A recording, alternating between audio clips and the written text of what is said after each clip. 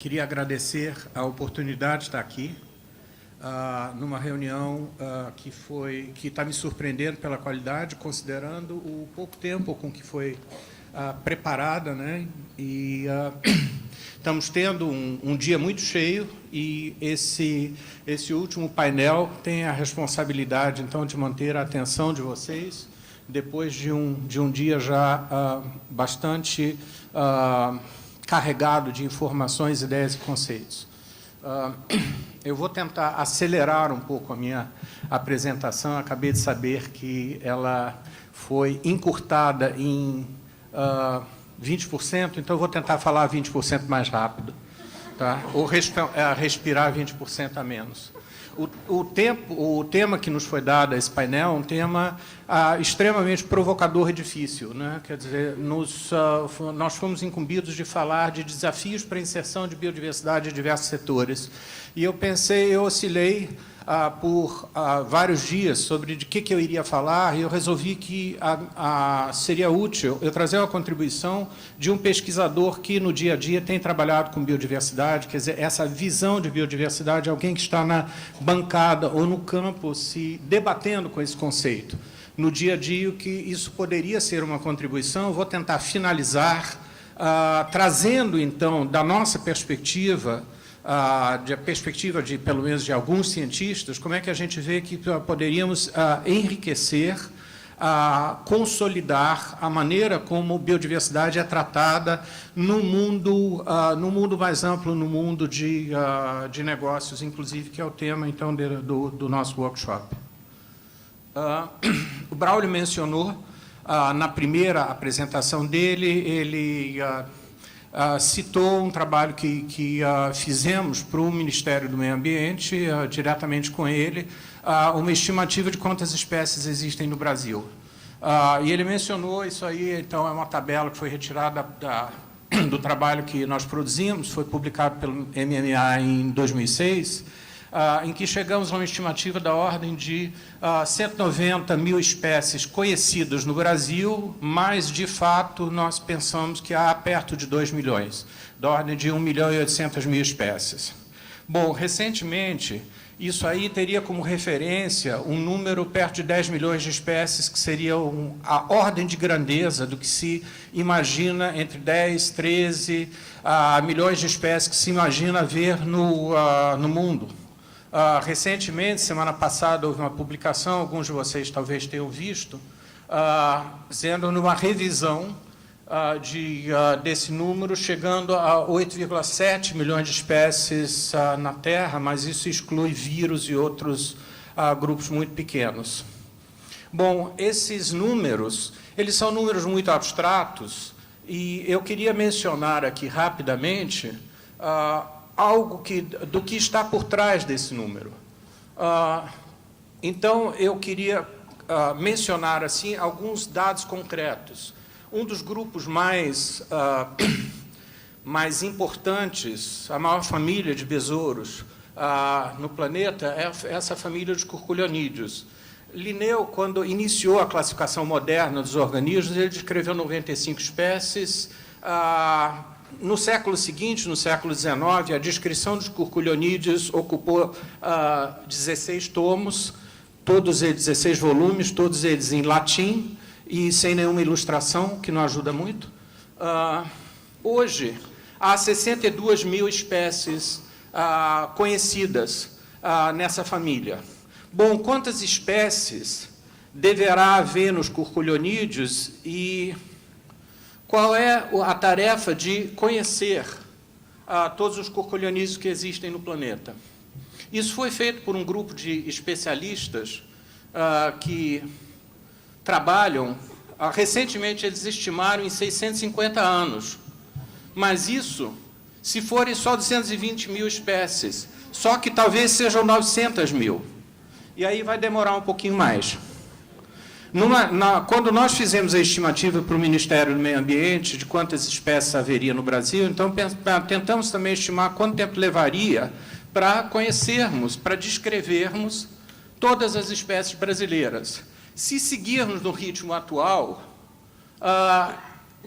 nós precisamos entre 8 séculos e 2 milênios. tá? É dessa ordem. O que significam esses números? Significa que nós não podemos continuar business as usual.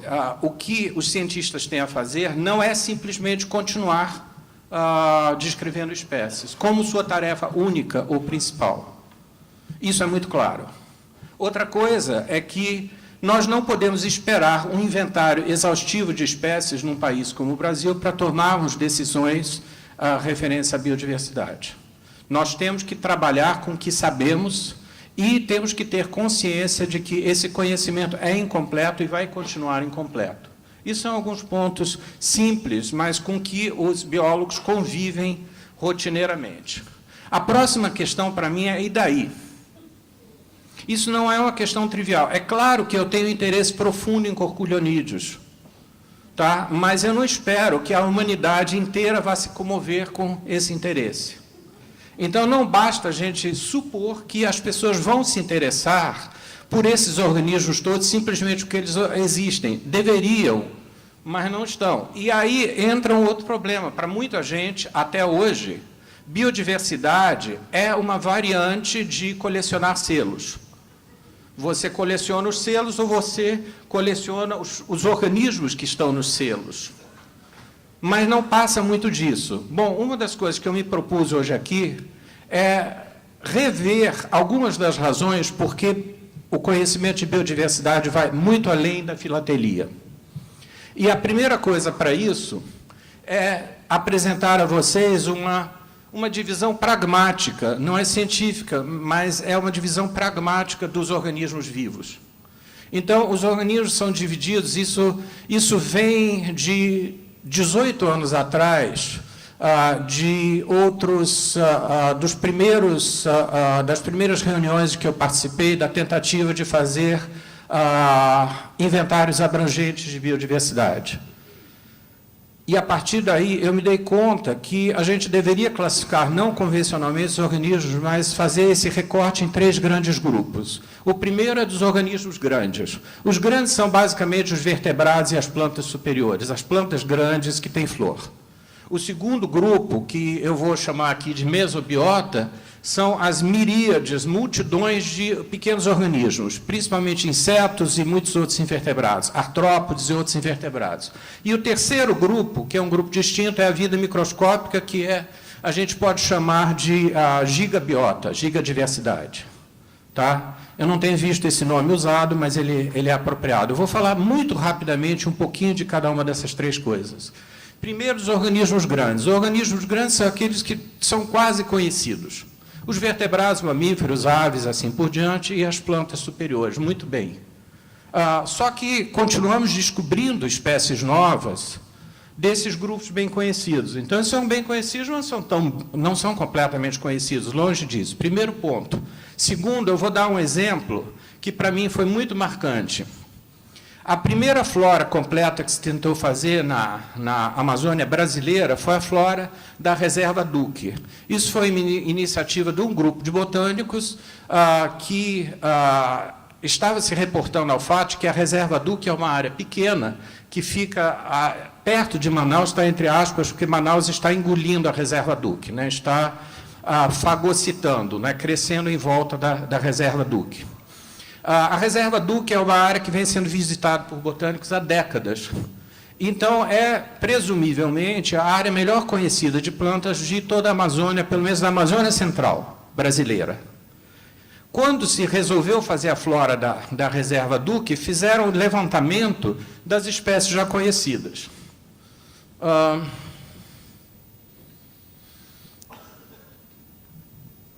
A primeira lista eram 825 espécies de plantas, então se estimou, já que essa área era super bem estudada, que a flora completa ia chegar a umas 1.000 espécies, ou seja, cresceu uns 25%. Quando a flora foi completada, 10 anos depois, ela tinha mais que dobrado.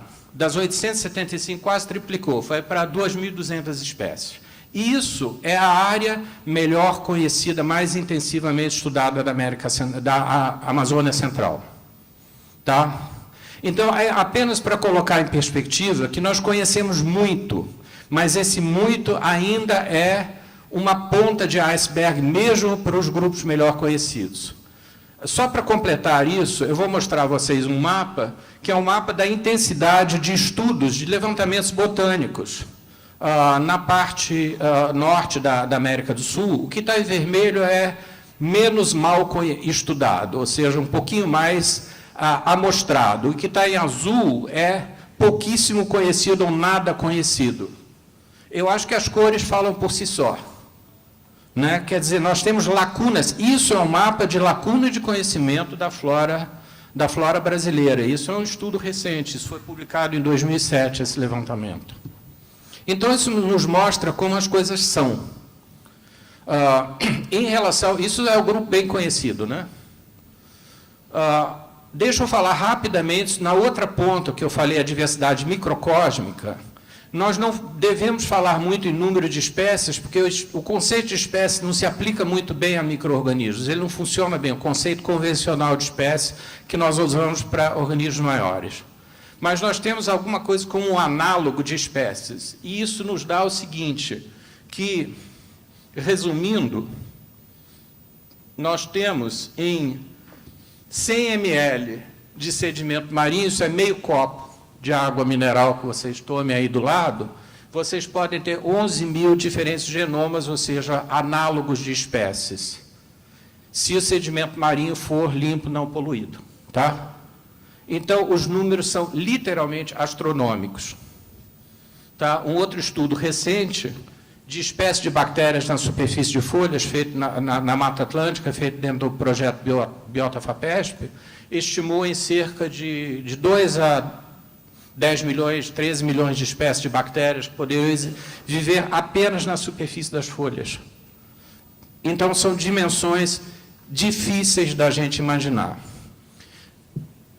Muito bem, isso são as duas pontas. E o terceiro grupo, o grupo intermediário dos pequenos, mas não microscópicos, dos organismos pequenos, os insetos, outros artrópodes, outros invertebrados. Eu queria mostrar a vocês rapidamente um estudo que eu tive o prazer de rever e comentar recentemente. Esse trabalho foi publicado ano passado, para mostrar a vocês um pouco o resultado de um estudo que eu acho que tem implicações interessantes para a gente. Esse estudo foi coordenado por Wojtek Nowotny, que é o que está na ponta aqui, o de barba vermelha. O Wojtek é um tcheco que trabalha há uns 15, 20 anos atrás, resolveu trabalhar em Papua Nova Guiné. E ele organizou um grupo fantástico de pesquisadores e de técnicos, treinou um grupo de técnicos nativos, vários dos quais depois estudaram, fizeram mestrado, alguns estão fazendo doutorado, depois, a partir do envolvimento do projeto coordenado por ele, e em floresta tropical, na Nova Guiné, eles fizeram um levantamento centrado principalmente nos insetos comedores de plantas. E, para isso, eles tiveram que fazer um levantamento muito paciente dessas plantas e coletar esses insetos e, para isso, estabelecer as relações de insetos com plantas. Para isso, isso aqui é o galpão para criar insetos brocadores. É um galpão de 400 metros quadrados, e isso aqui são os insetos coletados em folhas que estão sendo criados ou estão sendo testados quanto a comerem uma planta e não outra. São centenas de milhares de testes que foram feitos ao longo de 15 anos. O resultado disso é que eles conseguiram produzir redes. Aqui são algumas espécies de plantas e aqui em cima são insetos que comem essas plantas, diferentes grupos de comedores de insetos.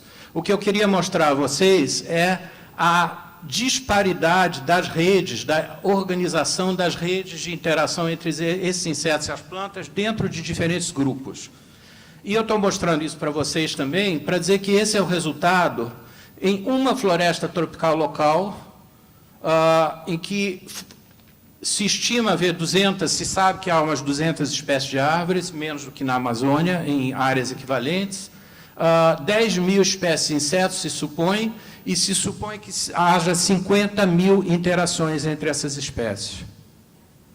E, em 15 anos de trabalho, um grupo que eu não tenho os números exatos, mas conservadoramente umas 40 pessoas trabalhando por 15 anos, eles conseguiram só levantar 20% das espécies de insetos e 20% das interações. Para isso, eles levaram 15 anos. Isso dá uma ideia para vocês do tamanho da tarefa. Isso é uma floresta. Muito bem. Nós fazemos coisas assim aqui também, são a tese de doutorado da Adriana Almeida, uma aluna minha. Nós estudamos também plantas, estudamos insetos e suas interações, e eu estou mostrando isso para vocês, para mostrar que biodiversidade, antes de mais nada, é bem mais do que um inventário de espécies.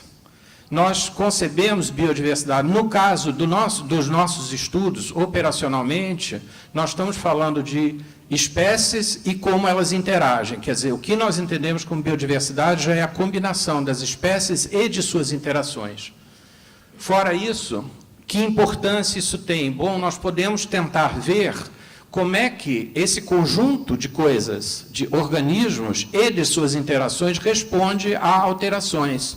Isso aqui é outra tese de Mário Almeida Neto, um doutorado que eu orientei também, em que, numa sequência de cerrados progressivamente degradados, perturbados, nós estudamos que plantas tinha e que interações tinha. Nós temos duas possibilidades. Assim, nós podemos imaginar que, quando você tem um cerrado e ele degrada progressivamente, que ele, ao longo da degradação, quanto mais degradado, ele vai perdendo espécies, tanto das plantas quanto dos insetos que interagem com essas plantas, e, portanto, que as interações vão cair progressivamente. Mas existe também a possibilidade de que, num modelo alternativo, há uma teoria que nos diz que a diversidade pode aumentar com perturbação leve e também as interações, e depois cair à medida que a perturbação desse cerrado, a degradação aumente. E foi isso que nós encontramos, que o Mário encontrou no seu estudo. Tanto as espécies aumentam e depois diminuem, quanto, e isso é importante, as interações aumentam e diminuem. Muito bem. O que isso nos está dizendo, está nos dando pistas sobre como é que a biodiversidade responde como estrutura dinâmica, e não só como uma lista de espécies. Eu estou mostrando isso para vocês porque a gente se fixa demais em visões estáticas da biodiversidade, né? Lista de espécies, quem sumiu da lista? Quem desapareceu, quem só existe num lugar e que tem risco de extinção. Bom, nós precisamos saber como é que esses ecossistemas de fato funcionam, e nós só estamos arranhando esse conhecimento, e nós precisamos dele. Esse controle está realmente um pouco irritante. Um exemplo de como interações mudam,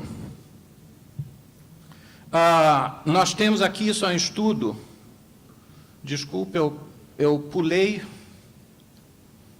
Deixa eu ver se eu consigo voltar. Isso é um estudo feito nos Andes argentinos, que mostra que espécies, tanto de plantas como de abelhas polinizadoras exóticas, entraram no sistema, você perde Bariloche, entraram discretamente dentro de um sistema.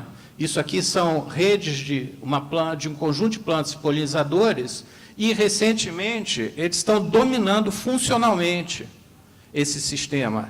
As espécies exóticas estão dominando as relações, a rede de interações. Não é o conjunto de espécies que mudou.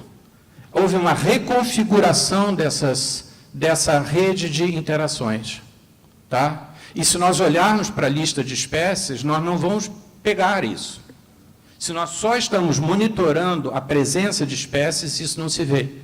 Do mesmo jeito, um estudo feito com abelhas e com parasitos de abelhas no Equador, pelo Jason Tilianakis, mostrou uma coisa impressionante, que em floresta, em cafezal, em regime de agrofloresta, em pastagem arrozais, tem aqui embaixo, cada barra é uma espécie de abelha.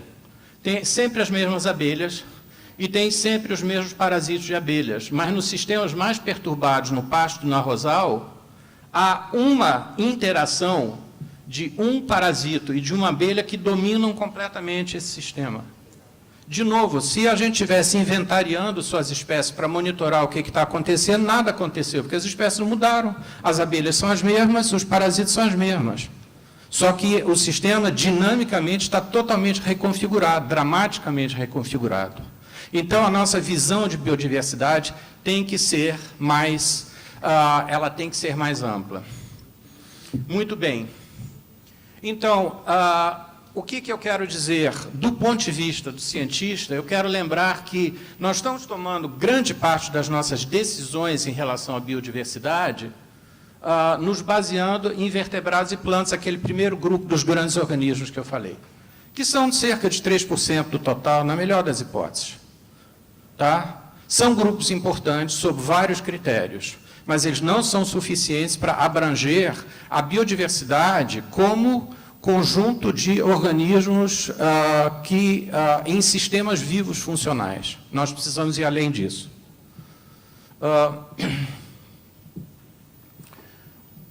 De modo que eu acho que muito do que nós estamos fazendo em relação à biodiversidade ainda encara a biodiversidade como um conjunto de peças dentro de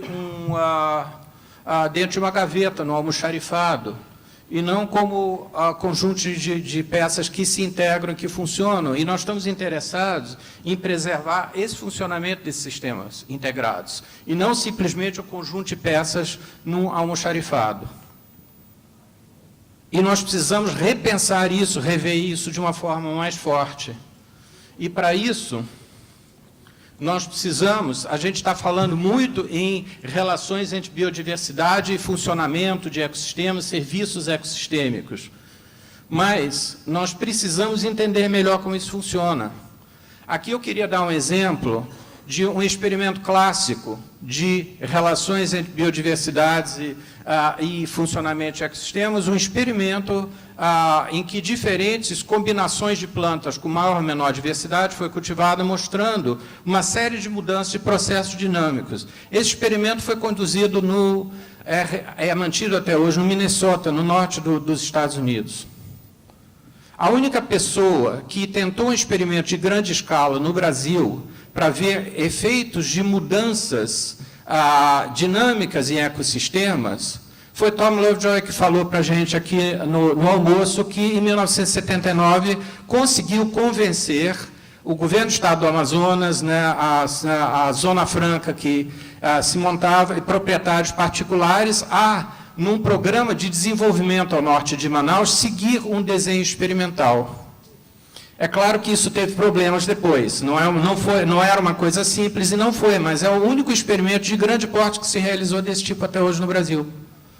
E uma das coisas que eu queria chamar a atenção é que é uma das sugestões que eu faço para terminar. Nós precisamos, já que se existe o empreendedorismo, se os negócios, as organizações de negócio no Brasil estão interessadas em investir em biodiversidade, nós precisamos entender melhor de biodiversidade. Nós precisamos aproveitar mais oportunidades de usar desenhos experimentais para aprender com o que fazemos no campo.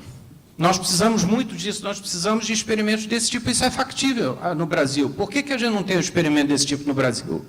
Não há nada que não seja realizável, o fato é que não temos. E nós realmente precisamos entender melhor como biodiversidade funciona, o que nós queremos preservar. Claro que queremos preservar espécies.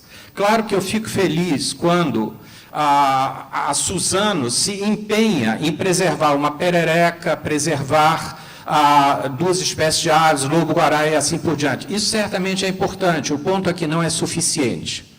Nós queremos mais do que isso, nós precisamos mais do que isso. Se nós queremos, a nossa agenda de urgência envolve necessariamente aumentar muito rapidamente o nosso entendimento de como a biodiversidade funciona. Isso não é um apêndice, isso não é uma coisa que, assim, o que me preocupa, eu acho que eu vou concluir neste slide, a luz vermelha já está no meu olho há muito tempo, há uma série de perguntas importantes que nós precisamos responder, do tipo que essas, eu não vou ler essas perguntas aí, E sim, nós não sabemos, o Braulio, que é um pesquisador de formação, ele deu uma pequena gozada na gente na hora do almoço. Ele disse, os cientistas sempre pedem mais tempo e mais tempo para fazer mais pesquisa. Na verdade, ele estava falando Código Florestal, ele cometeu uma pequena incorreção. Nós pedimos 2 anos, quer dizer, a Academia Brasileira de Ciências, a SBPC, pediu 2 anos mais, não para fazer mais pesquisa, mas para haver melhor discussão do projeto do Código. E sim, nós estamos pedindo para fazer mais pesquisa. Por quê? Porque nós precisamos. Porque o nosso entendimento de como funciona efetivamente a biodiversidade, nós apenas começamos a arranhar. A gente precisa aprender muito rapidamente, porque nós estamos tentando manejar algo que está indo para o brejo. Então, a gente tem que aprender, enquanto nos encaminhamos para o brejo, a gente tem que aprender muito rapidamente, e esse aprendizado precisa mais do que listas de espécies e espécies ameaçadas de extinção. Paro por aí, muito obrigado pela atenção.